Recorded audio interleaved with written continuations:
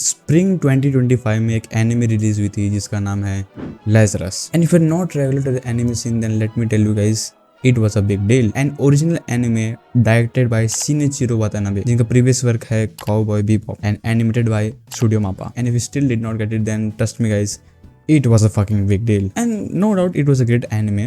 But मैं इस video में उसके सिनेमैटिक या फिर लिटरेरी एस्पेक्ट में बात नहीं करने वाला हूँ. What I am interested in is the moral / philosophical reasoning behind Skinner's doing. Like Skinner ने जो भी एनिमे के अंदर किया, भले चाहे वो फेल हो गया, बट मैं उसके पीछे की रीजनिंग जानना चाहता हूँ. And I want to try to answer the question, is killing all of humanity is justifiable. Now जिन लोगों ने एनिमे देखा होगा उनको समझ आ गया होगा इस क्वेश्चन का भार कितना है. लेकिन अगर तुमने एनिमे नहीं देखा then let me just give a brief summary. The show is set in near utopian future of 2049, where a world-renowned scientist named Dr. Skinner has developed a medicine which removes all kind of physical pain and without any side effect. After this amazing development, Dr. Skinner get missing. Cut to 3 years later, we get to see an online video by Skinner, which basically says कि याद है 3 साल पहले मैंने एक medicine बनाया था जो कि सारे फिजिकल पेन खत्म कर देता है बिना साइड इफेक्ट के. हाँ, मैं झूठ बोल रहा था.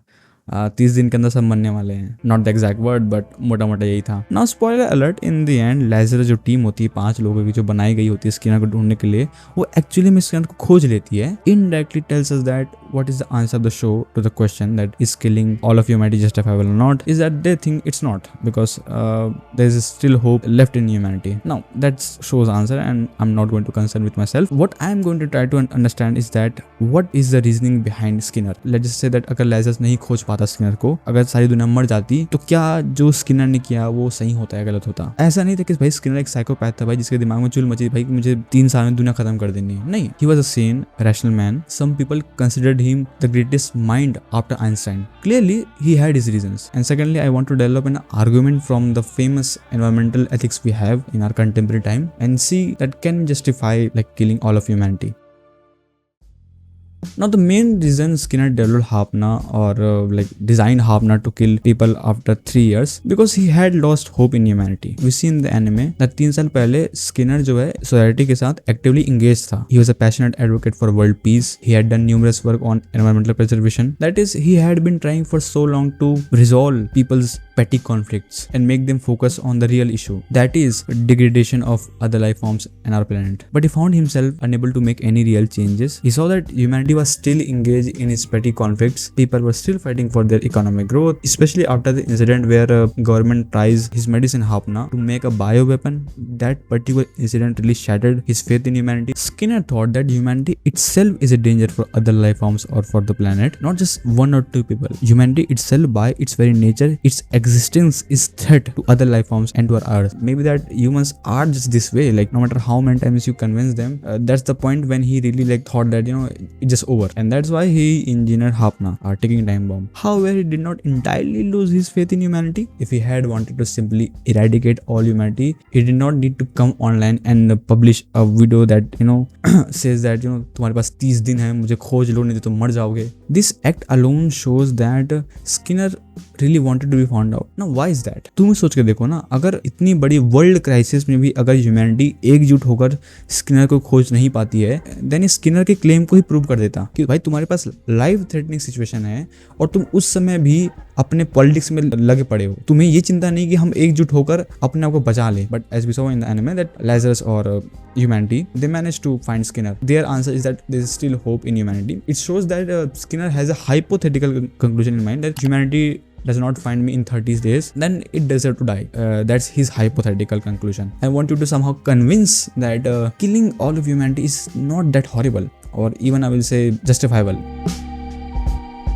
Now to build this argument, we have 2 prominent ways we can go about it. One is the Schopenhauer way. If you don't know, then Arthur Schopenhauer was a 19th century German philosopher. He was a famous pessimist who thought that existence itself was pain, suffering, and this suffering is caused by our desire to live. He sees as a very bad thing, even though he himself had said that suicide or killing others is not the answer. We all should like renounce our desires, and that's how we should live life. I think that if we truly follow his logic, Schopenhauer's logic, then we can actually come to the conclusion that killing all of humanity is justifiable, but I'm not going to go that way because it's very hard to convince people that existence in itself is suffering. I mean, of course you can do that, but it's just that it's very hard premise to solve in. Also, Skinner is not using this method. He's actually using the second way, which is the environmental ethics way. So environmental ethics is actually a sub branch of ethics. Ethics itself is a branch of philosophy. Environmental ethics, we actually study attitude or a behavior toward nature, how it is and how it should be. So बहुत सारे तरीके जहाँ से मैं शुरू कर सकता हूँ, बट आई थिंक जो मोस्ट कॉमन हमारा जो अंडरस्टैंडिंग है नेचर को लेकर, मुझे वही से स्टार्ट करना चाहिए,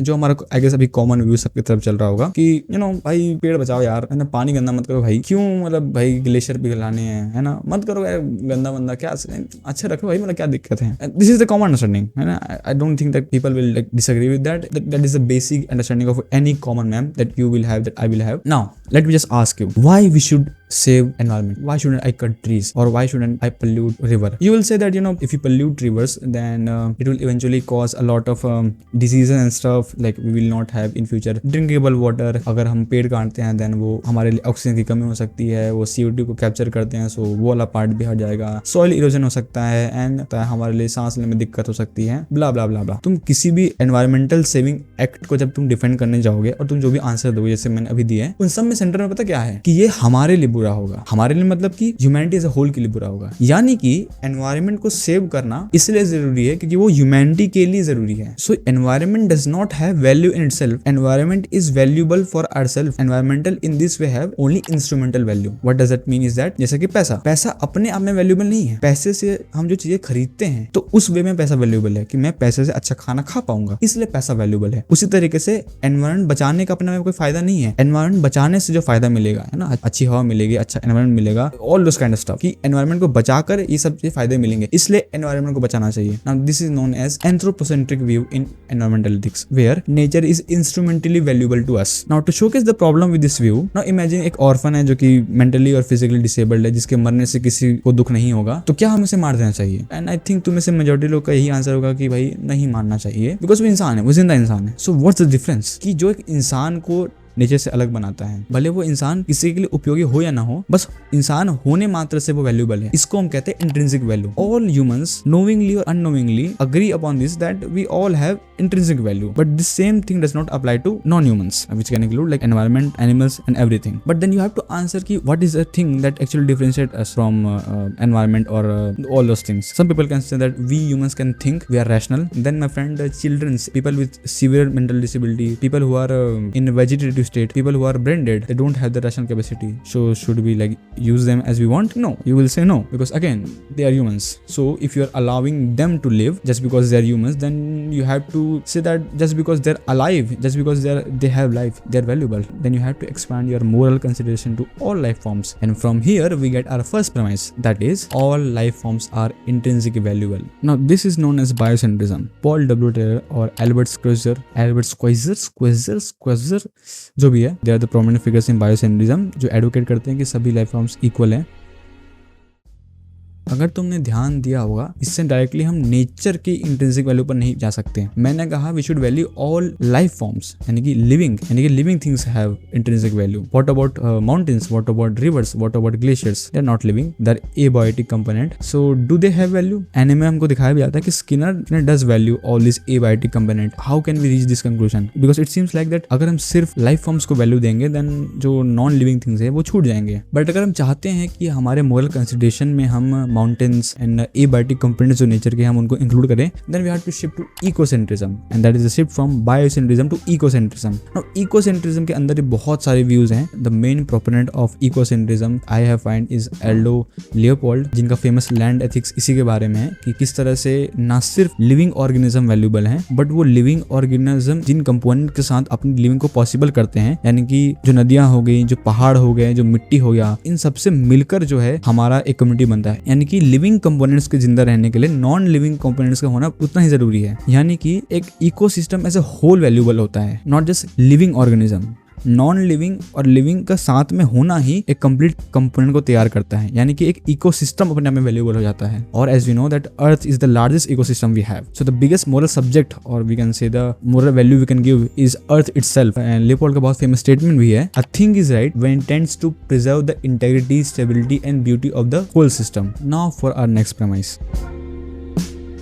नाउ मैं इस पे जाने से पहले तुमको एक एग्जांपल समझाता हूँ। जैसे कि मेरी बॉडी है, मेरी बॉडी बनी मेरे हाथ से, मेरे पैर से, and every organ of my body is valuable. Let's say मेरा हाथ जो है इन्फेक्टेड हो जाता है एंड मैंने बहुत कोशिश कर ली हाथ को ठीक करने की, इन्फेक्शन को ठीक करने के लिए, जितनी भी मैंने ट्रीटमेंट की सब फेल हो गया। Now I have two choices, either I can let this poison और this infected hand to infect my whole body and die, and second I chop off this hand and let the whole body live. I think you will agree with this. हाथ को बचाने के चक्कर में पूरे शरीर को नहीं खत्म कर सकते। इस हाथ का होना पूरे बॉडी के लिए फंडामेंटल एक थ्रेड बन चुका है, तो हमें इस हाथ को काट के फेंकना पड़ेगा for the benefit of the whole body. Now similarly humanity as a species has threatened earth's existence, and ऐसा मैं क्यों कह रहा हूँ? Since the dawn of humanity has caused the 6th mass extinction. Half of the world's coral reef has been destroyed by humanity. We have destroyed over 3 million trees. 75% of Earth's surface has been altered. जो total mass of plastic अभी currently है ना, वो total mass of animal से ज्यादा हो चुकी है। 4 मिलियन ईयर्स में CO2 की मात्रा अर्थ में इससे ज्यादा कभी नहीं थी। 3 बिलियन बर्ड्स नॉर्थ अमेरिका में अकेले गायब हो गए हैं ह्यूमंस के कारण। 90% ऑफ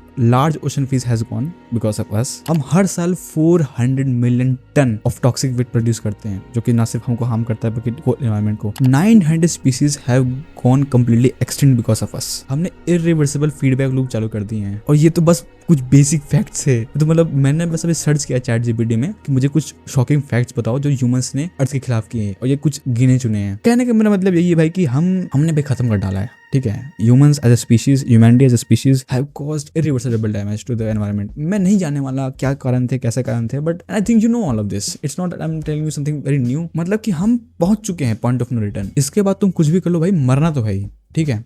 बस तुम डिले कर सकते हो अपने मरने को। बस अब हम हमने बहुत कुछ तबाह कर दिया, ठीक है। और ऐसा नहीं है कि ये 2025 में पता चल रहा है। 50 सालों से हम ये कॉन्फ्रेंस, ये ऑर्गेनाइजेशन, ये WHO का नखरा करते हुए आ रहे हैं और कुछ नहीं हुआ। हमने मीटिंग्स की, हमने नियम बनाए, हमने नियम तोड़े और हम करे जा रहे हैं। तो ऐसा नहीं है कि ह्यूमैनिटी के पास चांस नहीं था। हमने जितनी भी डेडलाइन अपने सेट किए थे, हमने सारे के साथ तोड़ दिए हैं। तो हमने कोशिश भी बहुत की है, लेकिन हम हार ही गए, ठीक है। हम सक्सेसफुल तो बिल्कुल नहीं हुए हैं। और we are at a point that देखो लाइट चली गई, बताओ। We are at point that I damage has been done, ठीक है। अब कुछ नहीं किया सकता, ठीक है। तो इसमें तो आई डोंट थिंक सो किसी को दिक्कत होगी ये मानने में कि humans have become a big threat, not just to ourselves but to the whole ecosystem.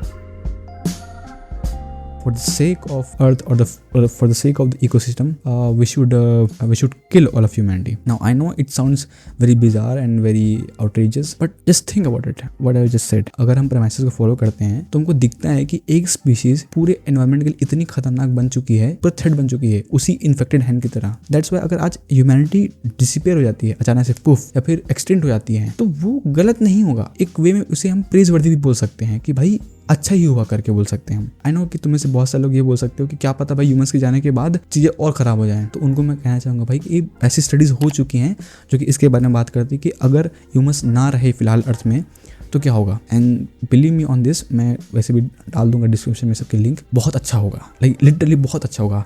हमारे जाने से केवल फ़ायदा ही फ़ायदा होगा बाकी सभी स्पीशीज़ का, बाकी पूरे एनवायरनमेंट का। आई नो बहुत सारे काउंटर आर्गुमेंट आ सकते हैं इसको लेकर, and actually I am ready to defend all of it. मुझे जो लगता है कि जो मोस्ट कॉमन ऑब्जेक्शन आ सकते हैं वो ये हैं। It can seem like a contradiction कि I just said that all living beings have intrinsic value. We cannot just kill someone just because to achieve something else. So one can say that to achieve the greater good of the earth, you are willing to sacrifice a whole species, and that is morally wrong. अगर तुमने ध्यान से video देखा होगा तो मैंने कहा था कि हाँ, सभी living beings have equal values, but the whole of ecosystem actually outweighs the values of individual species. Body वाला एग्जांपल दिया मैंने कि हाँ, इंडिविजुअल अपने आप में वैल्यूबल तो हैं, बट जैसे ही हम एक पूरे होल सिस्टम की बात करते हैं, then we have to consider हमको इंडिविजुअल को छोड़ना ही पड़ेगा। तो एक इंडिविजुअल की वजह से हम एक होल को नुकसान नहीं पहुंचा सकते, या फिर हम एक होल की एक्सिस्टेंस को थ्रेट में नहीं ला सकते।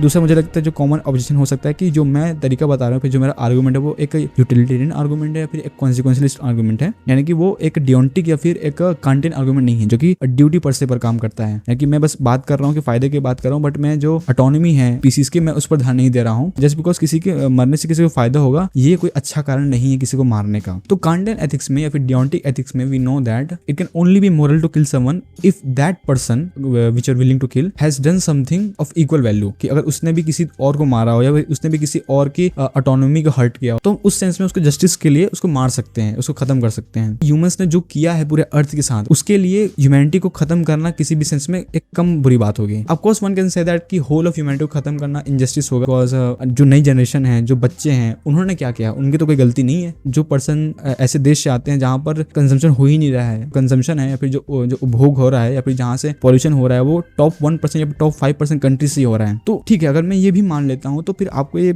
एक्सेप्ट करना पड़ेगा कि हाफ ऑफ द पॉपुलेशन या फिर उससे भी ज्यादा जो है उनको डिसेबल होना पड़ेगा। एक बहुत बड़ा चंक ऑफ ह्यूमैनिटी को यहाँ से जाना ही पड़ेगा किसी भी हालत में। इसका और अच्छा रिस्पॉन्स ये हो सकता है कि जो कि स्किनर एनिमे में बोलता भी है, humanity in itself is threat to whole earth. It's just not that कि तुमने कुछ किया कि तुमने नहीं कुछ किया है, इट्स जस्ट दैट कि वही वाली बात ना कि अगर मेरे शरीर में कैंसर है ना, तो जो कैंसर के सेल है मेरे शरीर का पार्ट है, ठीक है। जो कैंसर का सेल है जब वो बढ़ जाता है तब वो हमारे लाइफ थ्रेटनिंग होता है। हम ये कभी नहीं कहते कि चलो यार हम आधे कैंसर के सेल को हटा देते हैं, उसके बाद तो जो बॉडी है वो अच्छे से फंक्शन करने लगेगी, है ना। हम कैंसर सेल्स को पूरी 100% हटाने की कोशिश करते हैं because we know that their very existence is threat to the body. हम ये नहीं करते कि हम उतने को हटा दे उतने को हटा दे करके। And the same argument is applying in this, that I am saying that humanity itself is threat to our earth और this biotic community that we have, the ecosystem we have.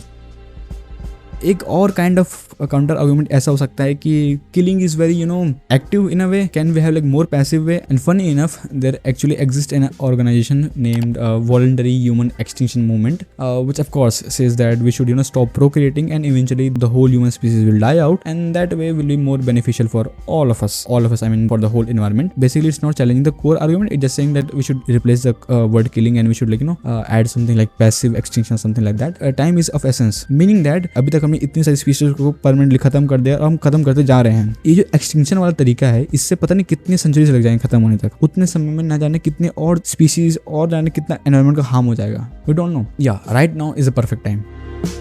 Try to understand me that I'm not saying that it is necessary to kill humans. I'm just saying that if somehow humans just got killed or humans just get disappeared somehow, it is not going to be morally wrong if we follow the ethical or if we follow the environmental ethics. Of course, if you follow the anthropocentric view, then of course killing human will be always wrong. And again, I should remind you that I'm just trying to conclude that killing humanity is justifiable. I'm not saying that killing all of humanity is necessary. ठीक है, तो दोनों conclusion में अंतर है। Necessity तुम premises में imply करते हो, I am not implying that, I am just saying that if we follow this premises and if you agree with all of the premises, then killing of humanity is just one of the ways or one of the moral thing you can do. I just wanted to fight for this conclusion and I think I have done a pretty good job, and personally I don't really care, humanity मरे जिंदा रहे भैंस मुझे क्या। And yeah, this was the video. I know it's a long video because it's a long script. उसके बावजूद मैंने बहुत सी चीज़ें छोड़ के बताई है, and sorry for the late upload. I can't do anything about it guys, I can't do anything about it. I don't know my mind. जो मेरा दिमाग कहता है मैं वो करता हूँ, ठीक है। तो एक्चुअली मेरे पास 3 वीडियो पड़ी हुई हैं जो कि मैं डाल सकता था पहले, but I just thought that they were not really good, so I just scratched them. I don't know what I do. So yeah, this was the video. I hope you have enjoyed or I hope you find this video interesting. मैं मिलता हूँ तुम्हें next video में, तब तक के लिए good bye, tata, see you letter.